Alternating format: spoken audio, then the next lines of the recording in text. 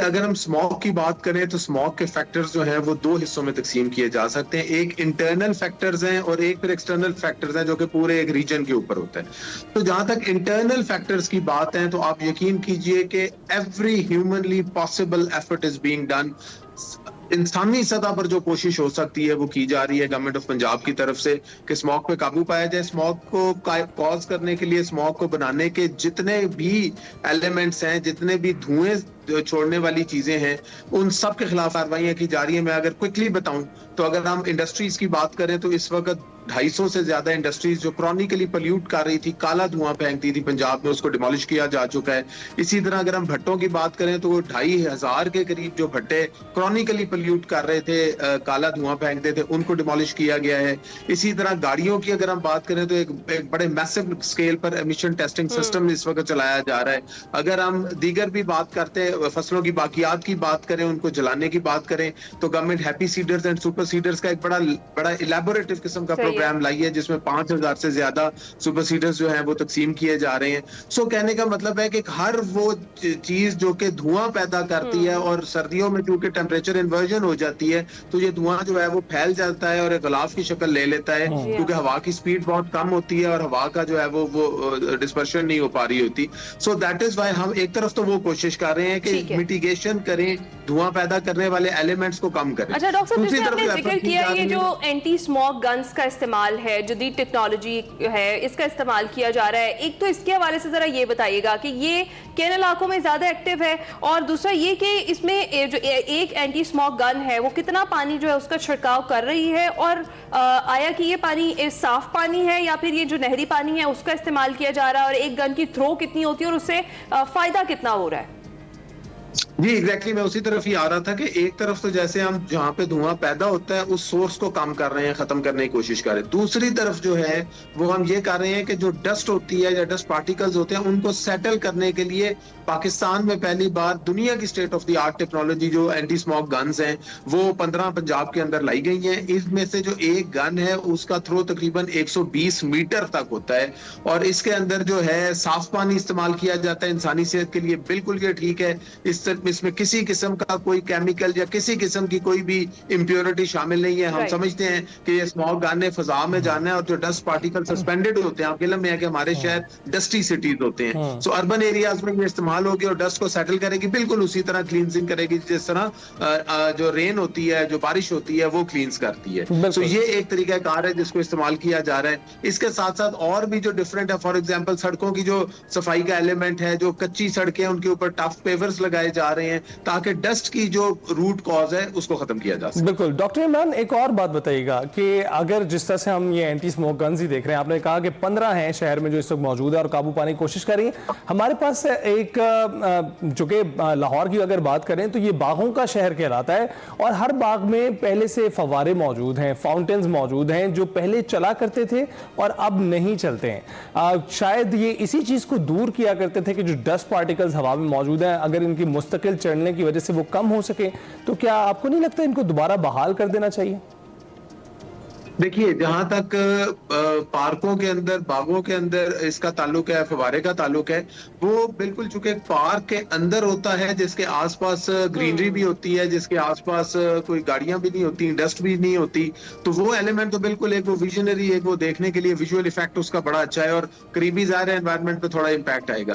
लेकिन ये जो फॉग गन्स है ये सड़कों के ऊपर इस्तेमाल हो रही है, ये उन सड़कों पे, उन जगहों पे इस्तेमाल हो रही है जहाँ पे अंडर कंस्ट्रक्शन साइट्स हैं, जहाँ पे इस वक्त हमारी ये सड़कें बन रही हैं, हमारी बिल्डिंग्स बन रही हैं और फिर ट्रैफिक गुजर रही है। वो एक मल्टीप्लायर इफेक्ट आता है, यानी एक तरफ तो डस्ट होती है, दूसरी तरफ डीजल का और पेट्रोल का धुआं उसके अंदर ऐड हो जाता है, तीसरी तरफ चूंकि अर्बन सेंटर होता है उसके साथ हमारे जो डिफरेंट रेस्टोरेंट्स हैं उनकी चिमनियों से जो धुआं निकल रहा होता है कुकिंग वगैरह का, वो भी फिजा में जा रहा होता है। तो ये और दूसरी तरफ जो है वो जो टेम्परेचर है वो इतना नीचे चला गया होता है कि जो ये सारे डस्ट ने फैल जाना होता है, डिस्पर्शन होनी होती है, वो डिस्पर्शन नहीं हो पा रही होती है, सो सब कुछ इकट्ठा हो जाता है। तो ये सारी चीज को फॉग कैनन एक जिस तरह बारिश क्लींस कर देती है, तो जब 120 मीटर तक इसका थ्रो जाएगा तो बिल्कुल आप ऐसे ही समझे जैसे एक आर्टिफिशियल रेन का एक सिस्टम बनेगा। आपको लगता है कि अब जिस तरह से लास्ट ईयर भी हुआ था और आर्टिफिशियल रेन का भी आपने भी जिक्र कर दिया, उसकी जरूरत लास्ट ईयर पड़ गई थी और वो फिर की गई थी ताकि कुछ ना कुछ बेहतरी आए,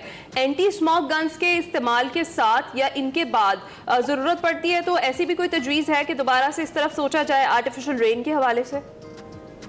देखिए, जैसे मैंने गुजारिश की कि already every humanly possible effort, जहां भी हमें जो कोशिश हो सकती है आसमान के नीचे वो हम करेंगे इंशाल्लाह ताला। अगर जरूरत पड़ती है तो हम इस बार भी, जैसा लास्ट ईयर भी गवर्नमेंट ऑफ पंजाब ने जो है ये सारा रेंज आया था आर्टिफिशियल रेन का, अगर इस साल भी जरूरत पड़ी तो हम बिल्कुल उस हद तक भी जाएंगे, लेकिन वो एक आखिरी स्टेप होगा।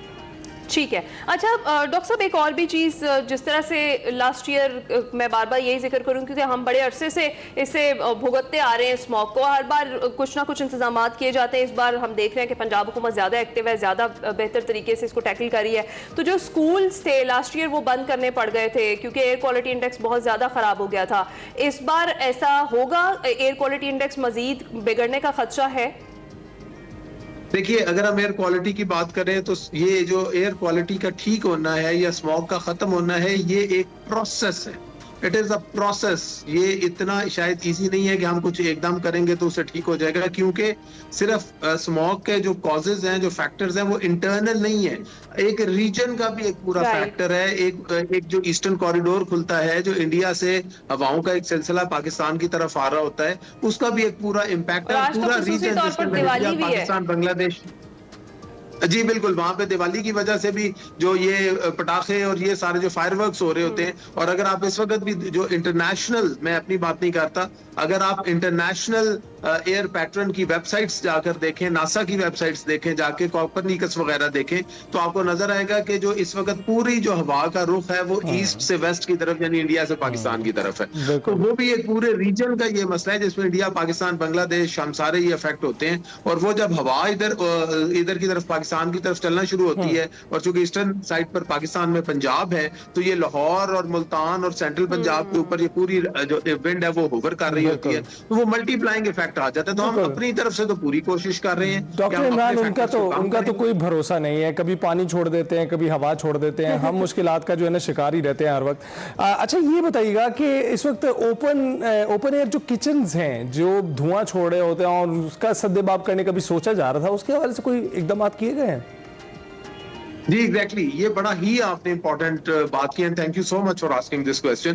कि सर्दियों के अंदर एक और फिनोमेना पॉप अप होता है, और वो होता है ओपन किचन्स का। ओपन बारबेक्यू हो रहा होता है, ग्रिलिंग हो रही होती है, फिश ग्रिल करने के पॉइंट्स टेम्परेरी सर्दियों में लग जाते हैं। और लाहौर और पाकिस्तान के जो पंजाब, सेंट्रल पंजाब के जो अर्बन एरियाज हैं, उनका ये जो स्ट्रीट फूड है, ये पूरी दुनिया में मशहूर है, और लोग दूर दराज इलाकों से आते हैं, ये स्ट्रीट फूड को एंजॉय करते हैं। सर्दियों में रात को बाहर बैठते हैं चूंकि मौसम अच्छा होता है, तो हम उसको भी जो है वो कैटर करने के लिए सक्शन हुड का हमने 15 दिन का तमाम रेस्टोरेंट्स को टाइम दिया है कि जितने भी ओपन कुकिंग पॉइंट्स होंगे, ओपन किचन्स हैं, ओपन बारबेक्यू वगैरह, वो बड़ी सिंपल टेक्नोलॉजी है। 15-20 हजार रुपए में वो जितनी आपकी जो ग्रिल होती है उसके ऊपर एक सक्शन हुड सा लग जाएगा, और वो सारे धुएं को चैनल करके, और आगे एक बेशक एक छलनी से गुजार दें, या बेशक जस्ट पानी की बाल्टी के अंदर से धुएं को गुजार लें, जिस तरह पुराने जमाने में हमारे बुजुर्ग हुक्का वगैरह इस्तेमाल किया करते थे। तो उससे भी ये होगा कि जो धुएं के अंदर जो sulphur and the carbon content है वो थोड़ा सा बेहतर हो जाएगा, और साफ धुआं फिजा में जाएगा। ठीक है। अच्छा डॉक्टर साहब, एक और चीज के कुछ छोटे जो दुकानदार हैं उनको तहफुजात भी थे इस हवाले से, तो क्या उनको ऑन बोर्ड ले लिया गया है, और पंजाब हुकूमत उनको हेल्प आउट भी करेगी जो इस टेक्नोलॉजी को चाहते हैं कि वो लगवाया जाए और कम कीमत पर उनकी जो है वो हेल्प कर दी जाए?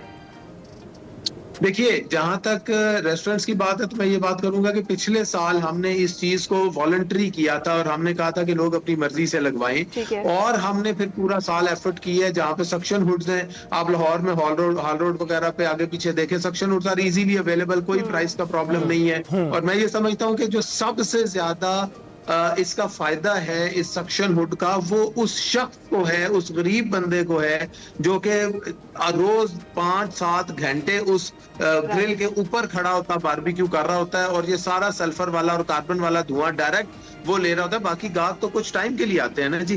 तो ये जो है ये तो उसकी सेहत के लिए सबसे ज्यादा जरूरी है। तो अगर 7-8-10 हजार रुपए लगा के और वो पूरे सीजन के लिए अपनी सेहत, बाद में भी तो दवाई उसी ने ही लेनी है, उसी ने हॉस्पिटल में बीमार होना है खुदा ना खास्ता। सो इसलिए ये है कि ये सबकी सेहत के लिए जरूरी है, ये लाजमी करना पड़ेगा जी, 1 नवंबर से ये लाजमी करना पड़ेगा। डॉक्टर इमरान, कोई सजेशन आप आवाम को भी देना चाहिए? हुकूमती लेवल पर जो कुछ हो रहा है वो तो हमने उन तक पहुंचा दिया है, आप क्या एक्सपेक्ट करते हैं कि आवाम अपनी सतह पर क्या करे? देखिए, अवाम को मेरी यही अपील है कि स्मॉग एक मैन मेड डिजास्टर है, ये अल्लाह की तरफ से नहीं है, ये माशरे की गलत प्रैक्टिसेस की वजह से हुआ है। लिहाजा हम जहां भी काम कर रहे हैं, मैं यही कहूंगा कि अगर आप इंडस्ट्री में काम कर रहे हैं तो मेक इट श्योर कि आप एमिशन कंट्रोल सिस्टम्स आपकी चिमनियों पे लगाओ। अगर आप भट्टों में काम करते हैं तो जिगजैग मेथोडोलॉजी को इस्तेमाल कीजिए। अगर आप एग्रीकल्चर के साथ वाबस्ता हैं तो काइंडली फसलों की बाकियात को आग ना लगाएं। अगर आप फूड इंडस्ट्री से वाबस्ता हैं तो काइंडली सक्शन हुड्स का अपने किचन के अंदर इस्तेमाल करें। अगर आप गाड़ी इस्तेमाल करते हैं तो काइंडली सर्दियों के मौसम आ गया है, अपनी गाड़ी की मेंटेनेंस करवाएं, इंश्योर करें कि आपकी गाड़ी काला धुआं ना छोड़ रही हो, उसका ऑयल फिल्टर, एयर फिल्टर तब्दील करवा लें। इसी तरह अगर आप वैसे मतलब ये स्टूडेंट हैं या घर में काम करते हैं या तो ऑफिस में काम करते हैं तो कूड़ा बाहर ना फेंके, क्योंकि ये कूड़ा भी जो है जब हम बाहर फेंकते हैं तो ये भी फिजा में मिलकर उसको खराब करता है। एक्स्ट्रा लाइट्स ना जलाएं, हमारी बिजली भी जो पैदा होती है वो भी कोल प्रोडक्शन से हो रही है।